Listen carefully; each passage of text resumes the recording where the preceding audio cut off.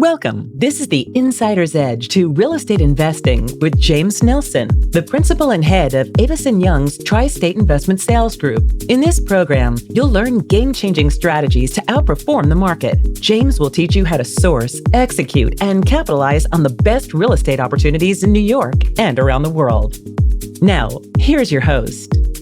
This podcast is for educational purposes only and should not be relied upon for investment decisions. The opinions expressed are those of the guests and not their companies. Listeners should not act upon the information without first seeking appropriate advice from an accountant, lawyer, or other professional.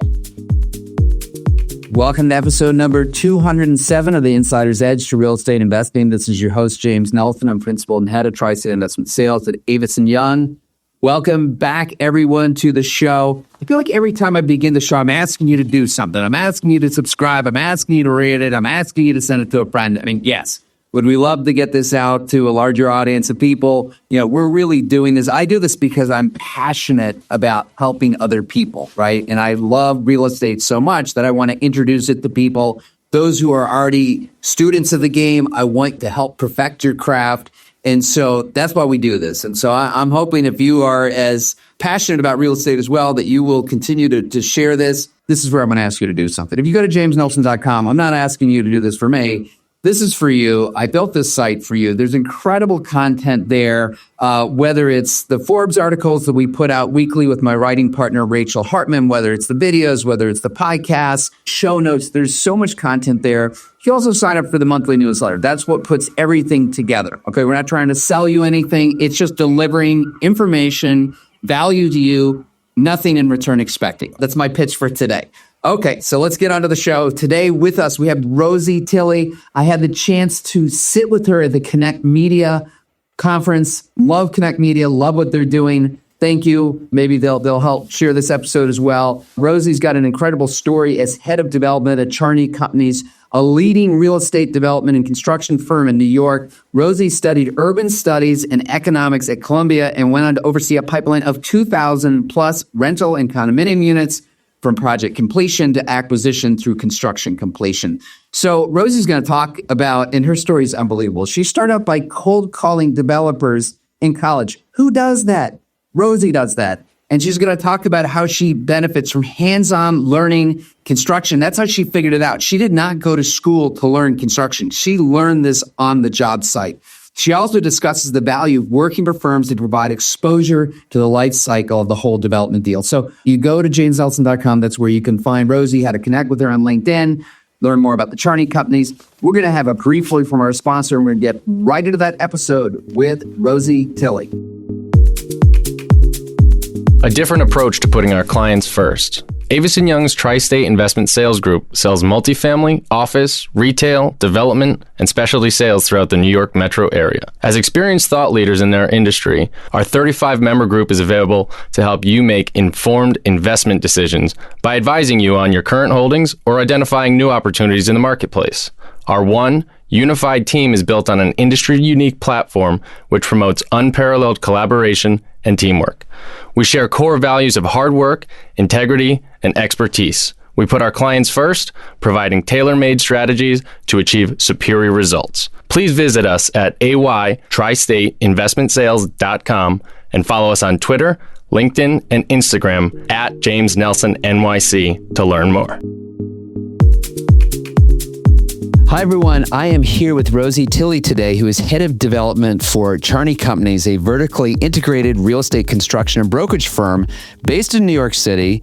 And in this role, Rosie oversees their pipeline of 2,000 plus units of built-to-rent and condominium units from project conception and acquisition through construction completion. Rosie has an incredible background. We're going to get into this today. We had the pleasure of sitting on a panel and with Connect Media. Was that right? That was a lot of fun. So welcome, Rosie. Thank you so much for joining us. I'm so glad to. Wonderful. Okay, so why don't you tell us a little bit about how you got into the business? I saw that you were at Columbia. Now, did you study real estate there, or what was the... No, I studied urban studies and economics. Okay. Which is the coolest combination, especially in the city. And I didn't know when I came to Columbia what real estate development was or what I wanted to do. But, you get to the city and you experience the magic of the city. Right. And I wanted to be a part of that and make that. But I didn't want to be an architect. Got it. Is that what you were actually learning in school then? Or I mean, as far as doing like the planning aspect, what does that mean? Or what was your coursework like there? Very interdisciplinary. I mean, urban studies was this is the stuff I like to read on my own time. I'm a, geek about Robert Moses and the built environment and all of that. Yeah. And then combined with the quantitative support economics, to Got it. get real. So you've read The Power Broker. Of course. Yeah. And listened to it again recently. This was probably before the e-readers. And so I had the hard copy book, but it was so big. I mean, I think it's 1,500 pages that like carried around. I had actually, maybe this was sacrilege, but I'd actually separated. Yeah. I put the book in two pieces, but wild. I mean, to think about what was kind of done. And I know that there's, any thoughts on his approach? I mean, he got a lot of stuff done, but definitely was a kind of a wrecking ball at times in the process. When I was in school, Ken Jackson, who's a professor at Columbia, was leading a kind of like revisionist history, kind of revisiting of Robert Moses's legacy in a more positive light. Of course, it's controversial, but I don't know. I think, especially when we think about the problems facing cities today, sometimes we need big infrastructure, big moves. Right. Like he was able to effectuate. He really liked cars and highways, right? Maybe not so much about the public transportation. So I think that was some of the criticism that it kind of cut off, some of the accessibility at times. Yeah. And turned our back on the waterways. And every time you drive the LIE 5 hours out to the Hamptons, we can thank him that we're not riding a train. So if you're into this kind of thing, not sitting on the LIE for 5 hours, but studying urban planning, I just finished Dan Doctoroff's book. Have you read that? No, not yet. I'm amazing. On the wait list at my library. Outstanding. And I didn't realize that, and I had the chance to hear Dan speak, and he talked about, he came from private equity, and his passion was bringing the Olympics to New York City. And with his 2012 plan, that was the basis that would ultimately encourage 40% of the city to be rezoned. And a lot of it was around that Olympic plan. And I didn't, at that point, Bloomberg had reached out to him. So it's a great read. Yeah. So interesting. Okay. So you graduated from Columbia. Now what? When I was in school, I cold called around to developers in the city and in Boston over summers. And so I got to work when I was going to school for developers. I'd go to class in the morning and then take the train downtown and work on job sites or work in offices, kind of doing anything I could do with different developers. My first... Before we get to this, okay, because we do get students who certainly listen to the show. In fact, we have a student in our studio today from Fordham, and we love Fordham. But I want to go back to what you said. So you're at school and you're cold calling developers. My sons and love them to death, but God help them if they'd ever have to pick up the phone and call somebody, as opposed to sending an email, texting or snapping or whatever else they do. Yeah. But you just picked up the phone and you called a developer. And what did that conversation go like? I grew up in Boston, so I was going home for the summer. And so I made a list of Boston developers from Googling Boston developers. And I would call the front desk and ask to speak with someone who dealt with hiring or intern programs. Okay. And I finally made my way through to Wynn Companies. They're a major developer in Boston, big affordable housing developer. And I got the ear of, someone there, essentially the assistant to Larry Curtis, who led their development practice at the time. But were most people hanging up on you when you called we don't have a job? Yeah. Okay. Or our intern program isn't live. Our intern program window closed 6 months ago. Developers are lean, right? There aren't a lot of internship opportunities. So were you just saying, hey, I'd just love to come and learn and I'll come work for free? Or what was your... Anything you need doing. Okay. I just want to learn. This is so much of this industry is about osmosis and apprenticeship. So what did you end up doing at Wynn? And they're, if I'm not mistaken, one of the largest affordable workforce housing, I think, is really their niche. So what kind of things were you doing? I led a lot, or I worked with the woman leading their green building work at the time, which was very nascent. This is 2006. LEED was kind of a new thing. So thinking about all of these units, which, need to run efficiently and productively, how could they leverage green programs to do that? That was a new thing to me and to learn about. So I saw somewhere in your bio, so you ended up getting LEED certified. Is that the designation? Yeah. So did that come later, I guess? Or yeah, well, when I graduated college, no one was developing anything. It was the great financial crisis. Right. Sad climate. Yes. So I went to work for a sustainability consulting firm where I worked with developer clients to incorporate efficiency measures in their buildings. And through that, I spent a lot of time on construction sites, learning fine learning construction, how's stuff supposed to translate from the page to the field, things like that. And then I was hired away by Steiner, who was one of my clients. Yes. Okay. And I want to get, and he's actually been on this show as well. Oh, yeah. He's got an amazing story. But okay, so you're working as a sustainability consultant. So I think, a lot of people, I think, could, or hopefully everybody would agree with the need to be more environmentally friendly. But I would imagine, so as a consultant, you're asking these developers to spend more money to do certain things. So, and interestingly, I actually just had Douglas Durst on the show as well, and he was talking about his passion for sustainability. But then he also said that most of these sustainability measures are paid back in 6-7 years. So again, you outlay the investment, but then there's a return, and then obviously for the life of the building, then you have a much more efficient building. Energy costs are reduced, better for the environment. So was that kind of the case that you were trying to make at the time? Yeah. It's just smart, right? As an owner, especially if you're talking to an owner operator, it's just smart. Right. Like there may be marketability to having a credential on your building. Right. You're doing good intangible things for the environment by selecting materials which are low impact. But the easiest way to get a developer to, front load costs or do something new and take a risk in their building is to explain payback and economics. So what were the top 2 or 3 things that you would recommend that a developer does? A good tight building envelope. Okay. And actually now so much of code has caught up with all of this. When I was doing this 15 years ago, longer than that, like it was pioneering. Now you essentially have to do stuff. And the city's really supportive in rewarding that too. Now there are zoning reductions for doing that. How much? So I'm getting ready to build a project. It's a vacation home, but I'm looking in and kind of studying. Ranging from the traditional way of stick built to then you've got modular, then you've got SIP insulated paneling where it like comes like almost in a Lego set and you kind of assemble it on site. I've heard also here in New York that we've had passive houses that are, they've got redundancy and insulation and the energy costs are so much better. So, how much of that were you studying methodology of construction just because you brought up, that it's so important to have that tight envelope? So how much of this new technology and the way people build is helpful to achieve that today? I think that all of those means are so smart. And there's a lot of interesting work being done right now with modular, whether it's panelized or volumetric, and how can you bring efficiency to time in the field and minimize disruption on site. It's just so hard to do. When I was working in California, we spent a lot of time assessing this. And there's so much innovation in this space. But it's just hard to get right and do in a way that's cost effective in the way that a developer would want in order to take a bet. That new approach. So after and graduating, and you said you went to Steiner then, who was one of your clients, yes, right? So now Steiner, who has a pretty large retail footprint across the country, but also a very prolific developer here in New York, and Steiner Studios, one of the first new film studios here in New York. So what type of projects were you working on for him?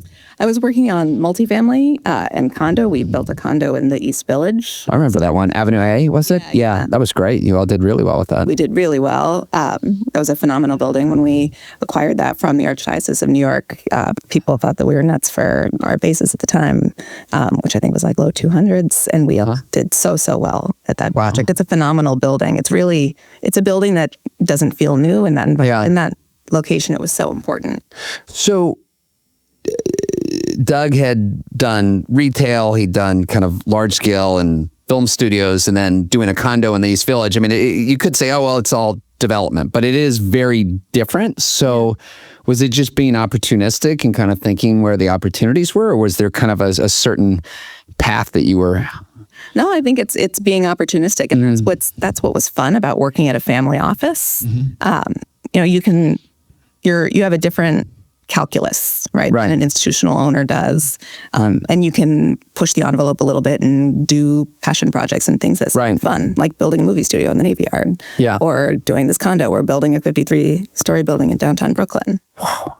I don't know why I'm remembering this point in particular, but I remember Doug saying that, and I don't even know how it came up, but we talked about insurance. He says, I don't do insurance. I'm like, what do you mean you don't do insurance? He's like, what's the point? I could self-insure. I mean, he has a very different perspective on how he approaches things. It's like, to me, it seems like he just doesn't take the status quo for granted on like, this is how you do in a development. He's like, okay, well, I'm sure for some projects you have to get insurance if you're going to do, get a construction loan or whatever. But it really seemed like he just kind of marched to the beat of his own. I forget whatever the cliche is. Something about drumming, and you're not drumming with them.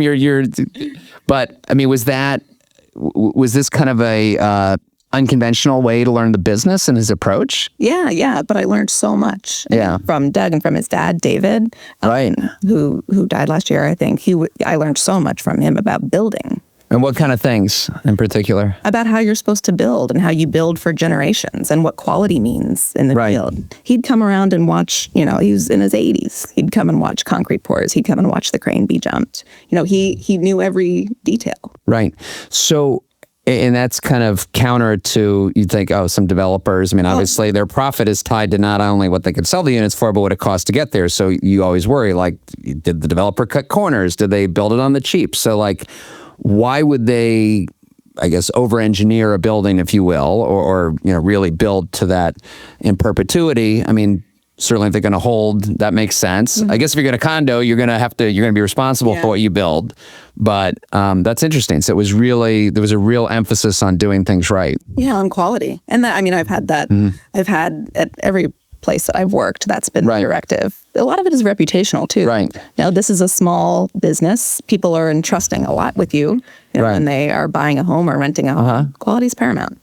So, was most of your construction knowledge, was it picked up along the way of just observing, or are you actually like going to school to learn construction? No, just all in the field as I go. Just figuring it out. Asking a lot of questions, asking every question. You can't be embarrassed to ask questions.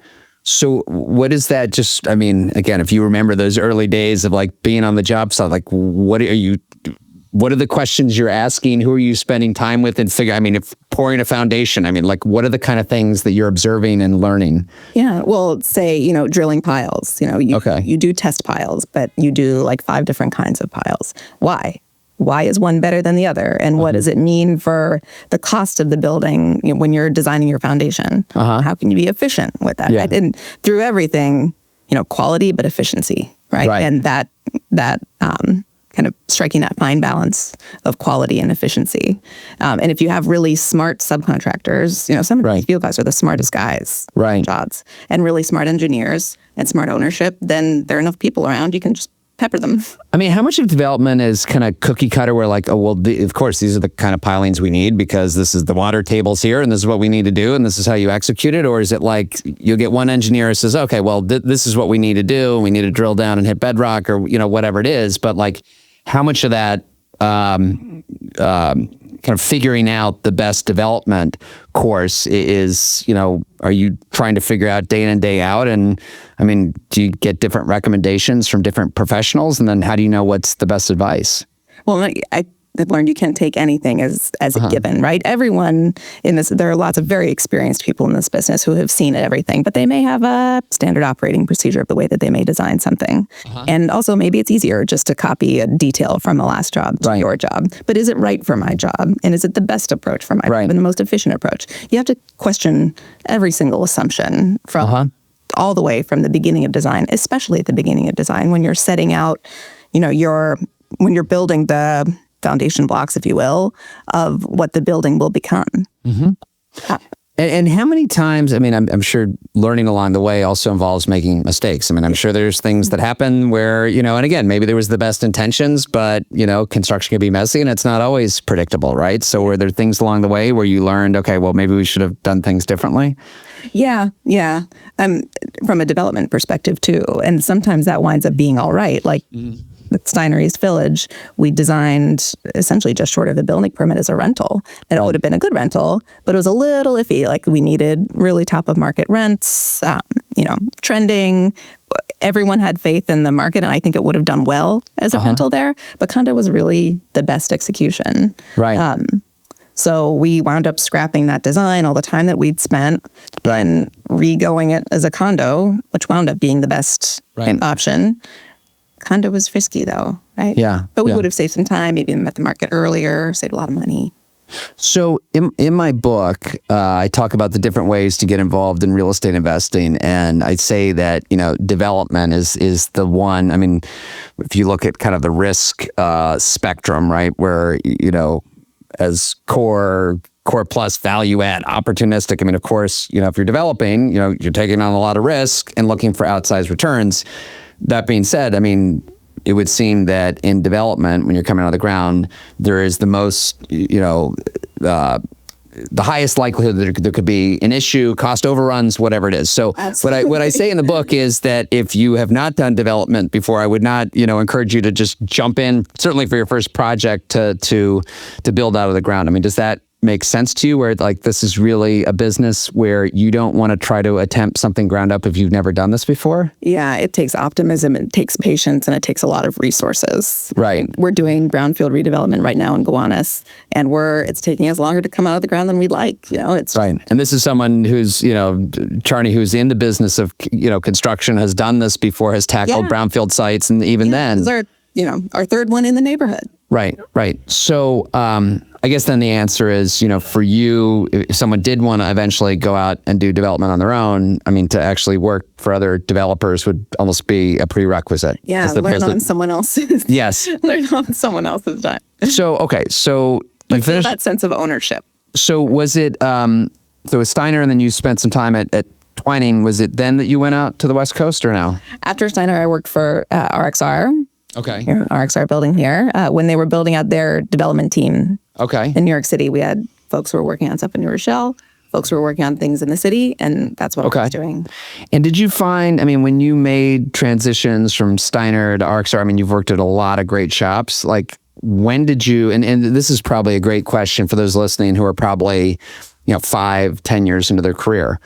How did you know when it was time to make a transition? And it's like, that's always a tough choice, and you're good people and you're grateful to everything they've taught you, but then it's like, okay, thanks, now I'm going to go work for a competitor, right? I mean, maybe that's not obviously what was said, but it's like, there is that, when you make that transition, right? So how did you navigate that? When did you decide was the right time to move on? I mean, was there ever a thought, well, hey, maybe I'll just spend my entire career at Steiner? Yeah, sometimes opportunities approach you, right? And I have always tried to keep an open mind. And, sometimes this becomes deal-based too, and deal flow-based. And you look at the pipeline and you see, the direction of what's coming. And do I want to work on this, or do I want to grow, in this other aspect of my job? It's hard to know when to take a risk and when to move. And what's the right way to transition? I would be surprised if you just told me you just showed up to Doug's office and you're like, here's my 2 weeks notice. I mean, was this, or sometimes, I mean, maybe you kind of have to do that way because you're just kind of the way things line up. But how did you make that transition? And it sounds like you're still on great terms with everyone you've worked with. So how do you make that transition? Well, it's a small community in real estate, not just in New York, even nationally. I mean, in California, I was always bumping up against people from New York. Right. So you got to keep your friends, right? Yeah. And I think that's it's so important wherever you work to build strong relationships. Eventually, I think, people, of course, in the short term, it's disappointing to lose a team member whom you've invested in, but also people want what's best for you and what's right for you, right? And I've always had the good fortune to work for people who are very supportive of me and my career and my growth. And do you feel like you train people on the way? Because I'm sure, at the beginning, I mean, you probably start off as a junior or so. As soon as you get more seniority, then you have people working under you, right? I mean, how many people right now are kind of on your development team, or would you? We have a lean and mean team, and it's really an all hands on deck.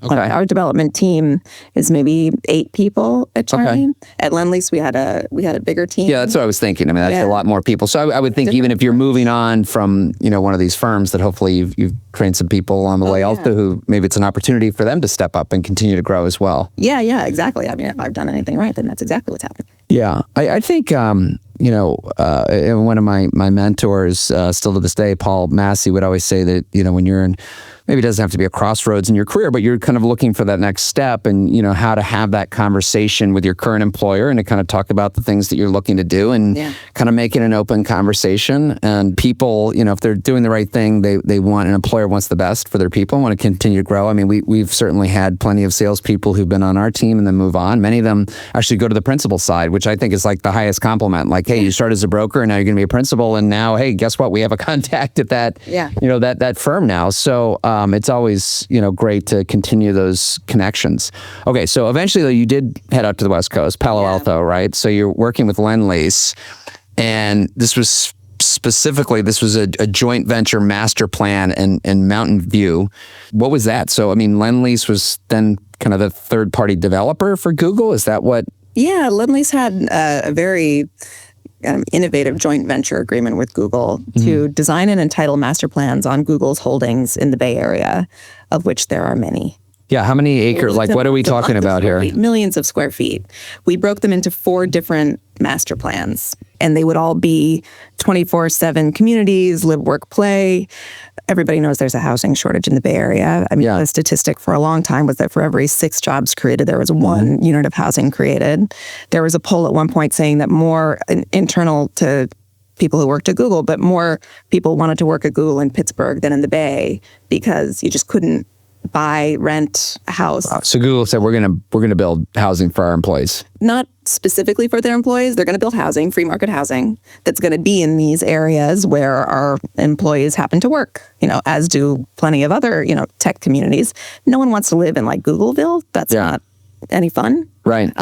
But if we designed these master plans that were very compelling with open space and retail and, innovative design and, a very sustainable community. And you roll out of bed and go to work, or you hop on a bike and head to your office a couple miles away. And what was your role in all this?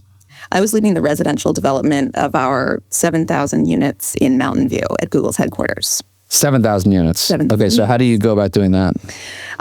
26 buildings. You talk about scale. It was a really, really great intellectual exercise about how a community built from scratch should work and what's the most efficient way to strike that balance. Yeah. And without it feeling like a company town, without it feeling, big and oppressive where every building looks the same.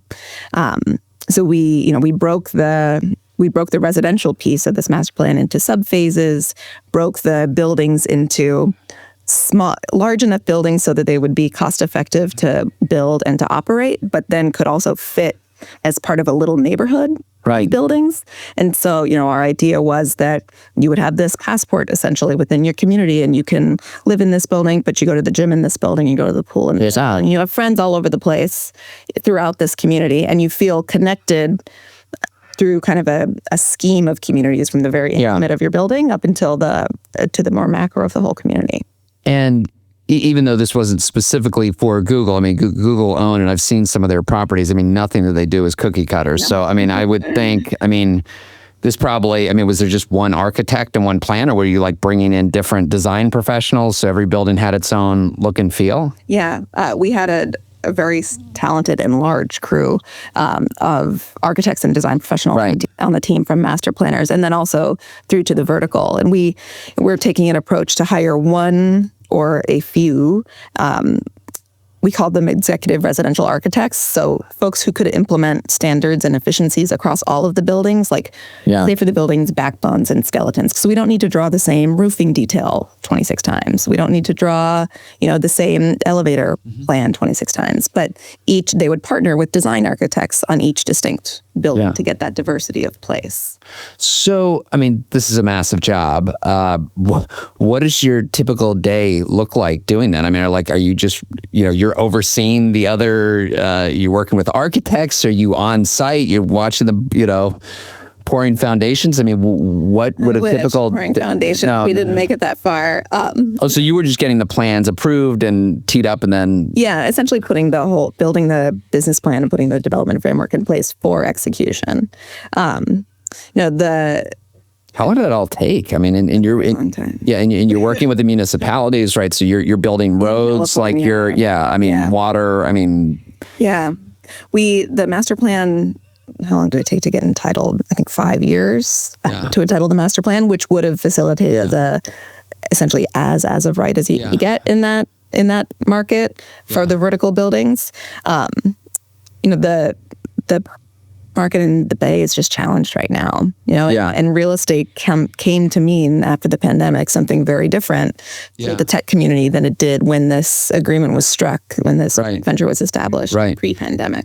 So I had Philip Huffines on my show from Huffines Community down in Texas, and his whole business is actually getting sites, not just entitled, but getting all the infrastructure work and basically getting them shoveled ready. Right. And I asked him, like, why, at that point, like, why wouldn't you see it through? I mean, but the actual, like, entitlement and all that work is so intensive. Yes. Right. It's almost becomes its own business of itself. So, okay. Be very successful doing that too. So you're out in Palo Alto, and then, I mean, working for an incredible company, and then you're thinking, I got to come back to New York, or what? In fact, yeah.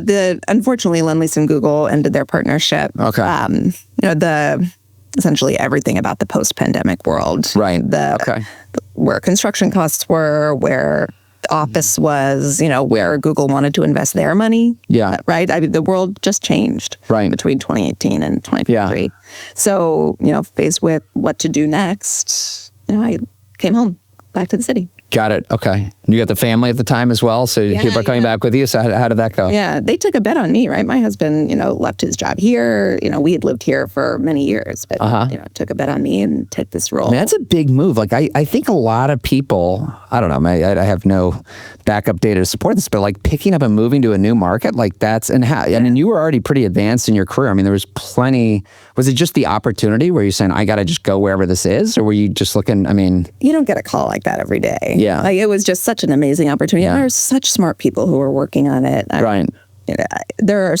You have to be smart to work in this business, but I think that really some of the brightest people were working on this, and to join that, to do something which really felt transformational, that was really going to push me, right. To do something more, than I was doing here. So, we moved our 3-year-old, all of our stuff, settled in a new place. I'd never lived outside of New York City except for growing up. I mean. And did you already have the job at Charney when you came back, or like were you like, I'm just going to come back and figure it out? No, I led a job search from there. Talking to folks in every market I had. And you're still calling the offices? No, you are. You're not using that. Leveled up a little bit, but no, not with networking, asking connections. Yeah, I had 116 different networking calls. I had a spreadsheet of all of my phone calls. Wow, you are super. Wow, that's okay. This is no surprise where you are today. I mean, and maybe this. And for those listening to this right now who are really senior in the careers, and it happens, like a good friend just said, "Hey, James, we're downsizing. We are not active in this market anymore." I mean, this is a person with 30 plus years experience, like very high level, and it happens. And it's like, so at this point, you're really senior. You got a lot of incredible experience. So like at this point, are you thinking, okay, I can go work with another big shop? I've worked on some of the biggest projects. Do I go start my own thing? Yeah. Do I go work for a boutique? Like, what was the thought process there? Yeah. Well, I would have loved to have started my own thing. But at the time that I was doing this, also, I was 6 months pregnant. Okay. Which adds a twist. Okay. Taking a risk like that just wasn't something that I was going to be ready for. Uh-huh. I mean, it also, lots of headwinds against development nationally, in the last 12 months. Yeah. I was looking a lot at institutions, educational institutions, hospitals, healthcare, things like that. Like in-house is in-house real estate. Yeah. Yeah. More resilient. Yeah. I mean, those guys still build institutions. But tell us about Charney, because this is like very entrepreneurial, right? I mean, not like you said, Lane and Mean. Yeah. So how did you end up deciding on Charney? Well, I was so fortunate to be introduced to Sam Charney and Justin Pelsinger, the president and COO, through a friend of mine here in New York. And, we had a Zoom call. I came out and sat with them in their office, and we just really hit it off. I mean, these are good people, smart people, passionate people. They started on the construction side, right? They were doing a lot of third-party stuff, right? No, they didn't. Sam... always developers. Sam came out of Two Trees. Okay. And learned that kind of I knew that approach. Yeah. So building what it means to build for yourself, and then, hold and operate the asset. And of course, that makes you a smarter builder. You're thinking about the long-term and developer in general. And then he went out on his own maybe 10 years ago, a little more than 10 years ago.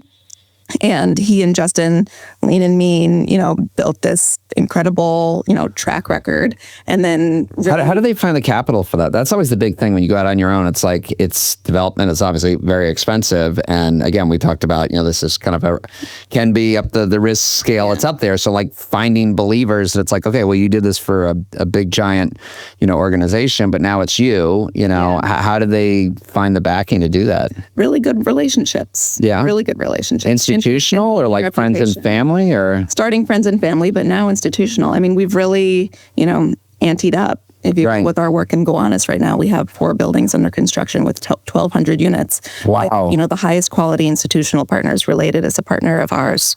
Affinius. We have, now stellar capital partners.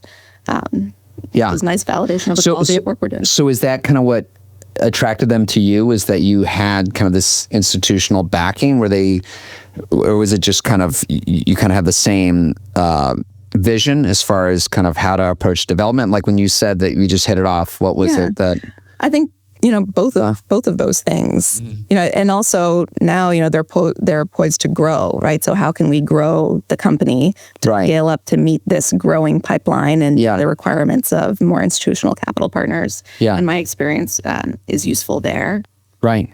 So I got to know Sam. I'm sure I knew him from back in my Massey Knackle days, but like the first major deal that we worked on was what ended up becoming the Dime. Yeah. Right. So I sold on behalf of Dime Savings, sold that site in South Williamsburg. And so I think, I don't know how the partnership with Tavros came about on that one, if like Tavros found the deal and brought in Charney, or they found it together or partnered together. Was that before your time? Or? Well, it's before my time. I don't actually know the origin story other than Nick Sellers and Sam knew each other, I think, from growing up in New York City together. Okay, got it. But the Dime, the Dime is a great testament to our general thesis, which is high quality design. Yeah.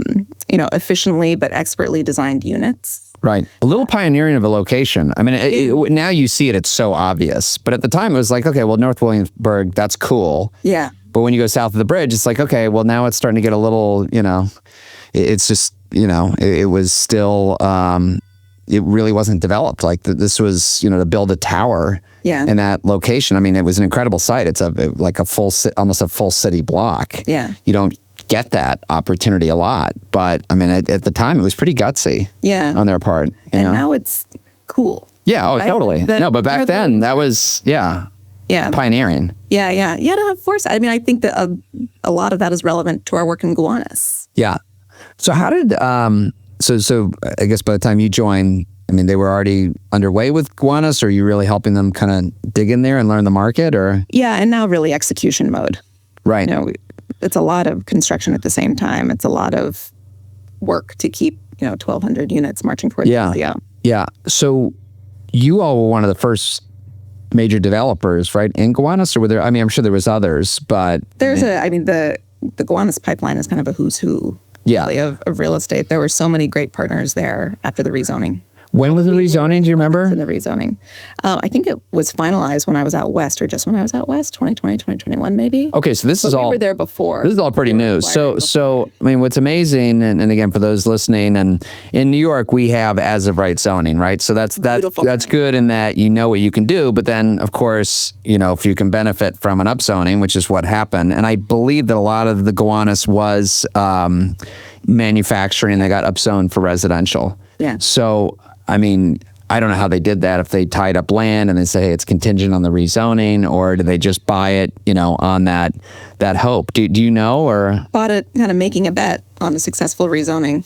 I mean, that's pretty gutsy, especially if an equity partner saying, hey, we hope we can build residential, but things can change, whether or not city planning approves, does it go through the process? I mean, and even now, I mean, we got a major rezoning that's being hopefully going to be approved here in New York with City of Yes, but we're not even going to know until, City Council votes on it.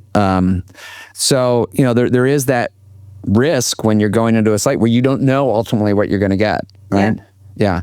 What is it about the Gowanus? And for those of you, maybe for those of you that don't know about it, so we're in Brooklyn. It's on the Gowanus Canal, right? I mean, which the history was this was a very industrial area with a lot of environmental contamination. So I think this was part of it. So what was it that attracted Charney Companies to the Gowanus in the first place? Like, what was it about it where they saw it and said, this is something that has great potential? Gowanus is the hole in the donut.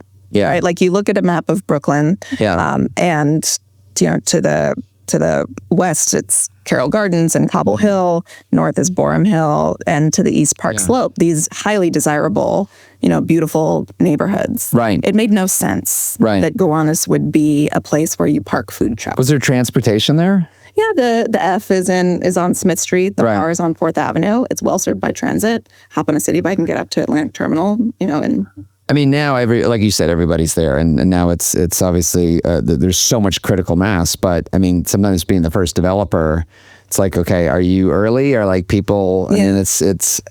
I mean, how do you know that ultimately when you build it? I mean, I get it. Like you're in the center of everything, as you said, but you don't have any comps, right? And then you have to go to equity partners, you have to go to lenders and say, okay, hey, we see this amazing opportunity and this is what we think we can build and here's our projections. But then they're like, okay, well, let's see some comparables, and this doesn't exist in the area. So how do you... There were a few, 363 and 365 Bond were successful projects on the other side of the canal. You're right there. Yeah. A lot of it was telling the story about the trajectory of growth in New York City and where that growth go, and it was a natural place to fill in. Mm-hmm. So as head of development, so they're Charney, they have whoever heads up acquisitions, and I know Sam gets pretty involved in the deal making too. So Rosie, here's our site. We're in contract. Like, are you getting the call? Like, okay, we're ready to roll, or are you even before acquisition looking at this and you're saying, okay, are you actually helping with the modeling? Because again, where we were going over a development model this morning, you get a model to tell you anything you want, but like a big question mark is like, okay, well, rents, we talked about how you can go try to get comps and figure that out, but like construction costs, like that's tough. How do you estimate what it's going to cost to build something? Because you're buying a site where you might not be building it for a year from now. Yeah. So how do you figure out what labor is going to cost, materials? How do you do that? We're doing that now. We're in contract now on what we think is the best site in Gowanus. It's the large site at 175 3rd on 3rd and 3rd across from Whole Foods. Yeah. Fun fact, that is the second best performing Whole Foods in the whole country. Wow. Second to Columbus Circle. Wow. Okay. So this is a large site. It's a full block. We're from RFR, and we're doing exactly that now, this kind of foundational business planning. What does this building want to be? We have 1,200 units under construction in this neighborhood already, but do we want to do 1,000 more of those? This is 1 million square feet. Right. What an opportunity to get right. And is it all rental, or do you do condos as well? This will be rental. Mm-hmm. But what does... Why not some condos? For a variety of reasons. That it is an opportunity zone. It may be an opportunity zone project. Okay. So you want to keep it for the long term? Yeah. Okay. Yeah. And also we do condo. Yeah. But we think that rental here is an incredible opportunity. Okay. And it's a 421A vested site, which has a lot of value. So you're meeting with architects, right, to think about how this all lays out? Like, are you holding kind of like mini competitions of like, hey, come in and pitch us on what you think? Yeah, we've seen some wonderful proposals. And do architects, like when they pitch for that business, are they just doing this all on spec, or they're doing it on spec? Like, and it's pretty well thought through. I mean, they're going really deep on this stuff. Yeah, stunned by the quality of the analysis that people have done and the excitement that there is. This site is next to Powerhouse Arts, which is an incredible facility that reopened last year. And across from this Whole Foods, it's kind of this gateway to Gowanus. How do you choose an architect? I mean, I know, and this was in Dr. Off's book as well, talking about the World Trade Center, right? And they had this huge design competition, and you had design architects, I guess, where it's this beautiful, looking building, but it's like, okay, this actually doesn't work when you build it because functionally it just, the way the floors lay out or what. So like, how do you balance that aesthetic and also the functionality? Execution ability. Yeah. We were just talking yesterday about our selection criteria because this is a hard decision to make. So it's not only aesthetic vision and ensuring that the vision is aligned with us, right? And that they understood our design brief. But also, do they have the ability to execute? Do they have experience in New York City getting things passed, right? You have to separate the aesthetic concern of what is the beautiful building, but also the execution. And this is the efficiency person in me. How can this selection de-risk my deal? So another guest I've had on the podcast, Amit Khurana, prides himself in bringing new architects to the market, from all over the world. Now he's doing condos that are selling for $3,000-$4,000 a foot. It's a different, and it's his passion. I guess I'm probably answering my own question. He brings in his own local partner architecture firm to do the code and the compliance. So I guess it's a balance. But okay, so you do your architecture competition, if that's what you want to call it. But then how are you kind of comparing where wow, this is an amazing plan, but this is probably going to cost more than something else. Exactly. So how do you decide what's appropriate to build for the area, and then ultimately how much it's going to cost? We now have the benefit of a lot of data from the neighborhood, right? We have a lot under construction. We have great relationships with our contractors. We build ourselves also. Charney holds the contracts with subcontractors. We get very into the weeds on construction. See, that's what I thought when I was asking about. I thought that you all, so maybe you didn't come from the construction side, but you do self-perform, right? Yeah. We have. That's a lot of units to do something like that. It's a lot of isn't like working with a big contractor that's bonded and all that. There's no, to do it yourself. And again, equity banks, obviously they have confidence that you all can execute. Yeah, it's the importance of relationships. And I think knowing too, the level of attention that we pay to every detail. Is there a savings there too? Because obviously if you're going with an outside GC, they're obviously charging an override on the whole thing until they get paid. Again, speaking to efficiency. Right. This is we view this as the most efficient way to do it. Yeah. Then you don't have, there's contingency hidden here, or these are my savings, these are your savings, and it lets us keep good control of the field. Yeah. If you lose control of the field in a development, you lose the deal. You can't just give someone the keys for a couple of years and come back to start renting or selling units. So as head of development, in my mind, you're meeting with brokers, to find out, what is the market command and what are we building? You're coordinating and heading up the architecture. You're meeting with the contractors. You're literally overseeing the physical development, all the steps. Is that the sequence? Brokers understand what you want, the architecture, bidding it out, and then actually seeing through the actual development until lease up? It's the entire life cycle of the deal. The whole life cycle. Right now we're getting ready to start leasing at 585 Union, which is our first building in Gowanus that will hit the market. So we're putting together that plan. Right? Preparing all of the marketing materials, establishing all of the pricing, getting ready to open. So I'm sure there's a lot of people listening to this right now saying, wow, this sounds like an amazing job. It's a nice job. And yet, you never went to school to learn construction. So you learn the entire way. And I would, that now makes sense in retrospect. But obviously if someone knocked on your door tomorrow and said, hey, I'd love to work for Charney Companies, fresh out of school, and I want to learn construction, you probably say, good luck, kid. But we need, we're lean and mean, I need skills. So how do you, is the advice for someone who would want to get into this to go and, what's the degree? What would they need to figure it out? Or do they just, start off as an intern and just literally learn on the job? What's the advice on that? I think I lucked out that I found people who were willing to take a bet on me, not only as an intern, but also, the Steiner and my first development job. Yeah. I didn't know how to do all of that, but when we were hiring recently, and you meet a lot of really smart people, and if you find people who are smart, and curious, and want to learn, and who are into it, right? You can't hire someone, this is just a job, they're just making money. Right. You have to be into it and want to grow and want to learn and find the right person. Yeah. No, I can, and everyone could tell. It's so clear about your passion for this. I guess it was just the way you're wired. So it's I guess so. because development, I've got to think these projects. This is not a 9-to-5 job. You're gonna tell us no. So what is is the phone ringing all the time, or what happens on the weekends? Are you able to just be with family, or how do you navigate all that? I'm on mom time too. Yeah, right? that's good. It's I get my kids off in the morning, come to work, got to get home and, get them down, do dinner and bedtime, and then I'm on again. Yeah. I know that I try to tell people, I don't expect you to respond when I email. I'm just trying to, work when I am able to work. Yeah, so you're able to figure it out and have that live-work balance. Yeah. Wow.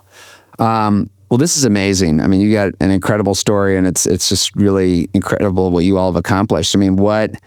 What advice would you give for the listeners again? We kind of talked about how to get into it, but what do you say to that person who wants to go get into development? I mean, or find a place to start work? What should they be looking for? I think a vertically integrated or looking for a place where a role is 360 degrees. There's some developers that silo, some big companies that silo roles. You have a person who's a modeler, you have a person who's an instruction person, a design person. Yeah. If you can find a place where you're allowed to touch all of those pieces of the deal, that allows you to learn and carry forward. Yeah. Right. So you're not just iterating on the same budget over and over again. It's all about the application forward. Yeah. And learning and pushing. And how do you find to work for the right people? I mean, you've worked for a lot of incredible firms. Like, was it just who had the opportunity, or were you actually thinking about, wow, this is a place where I can really learn and grow? I think both. I got lucky. Yeah. But how do you know? Like, you've worked at a couple places. Were you calling and checking them out beforehand and figuring out, these are good people to work with? For sure. Yeah. And that's the importance of relationships. Yeah. Kind of extracurricularly in the industry too. Yeah. What do you hear about so-and-so? Yeah. So, I guess last question would be, what does the future hold for you? Like 5-10 years from now, what are you doing? Well, I hope that we continue to build on our really great pipeline and expand our work too. Yeah. We're talking about looking at affordable development. How can we grow to meet that market? Like all over the country, or are we still just talking New York? In New York, I think that there's unlimited opportunity in New York. And I love this market. And I think that, we have great relationships in this market, particularly with construction. Yeah. Kind of bringing value to a wider range of housing in New York. That's something that we'd love to do. And it seems like, New York is such a big market that you could spend an entire lifetime working here, but just doing different things. Yeah. And learning along the way. Yeah. And never getting bored. Yeah. Well, Rosie, this was awesome. Thank you so much for joining us. I know people are going to get so much out of this, so we really appreciate it. It was so great to meet you on the panel and then have a chance to really get to know you better. So thank you. You too. Thanks. Wonderful. And thank you, everyone, for joining. As always, you can go to jamesnelson.com, which is where you can find the show notes for this episode. You figure out how to connect with Rosie. There's also a lot of helpful articles there as well. We write for Forbes every week, put out a lot of content videos. We're here to help you gain the insider's edge to real estate investing. So the most helpful thing is if you really like this episode, maybe it's someone that you know who's thinking about maybe they're at a point in their career where they're looking to make a transition. Maybe they're interested in development. This would be a really great episode to forward to them. Think about that. I do that all the time. I consume a ton of podcasts. When I hear some, I send it along. That's a great thing to do. So we appreciate you getting the word out there. And as always, thank you for joining and investing the time. Until next week, thank you. Thank you for listening to the Insider's Edge to Real Estate Investing. We appreciate your subscribing and sharing with your friends. If you haven't already, please connect with James at James Nelson NYC on LinkedIn, Instagram, and Twitter. Please also visit jamesnelson.com, where you can find the show notes and other episodes, along with an exclusive video series and other helpful resources, so you can gain the insider's edge to real estate investing. Until next week.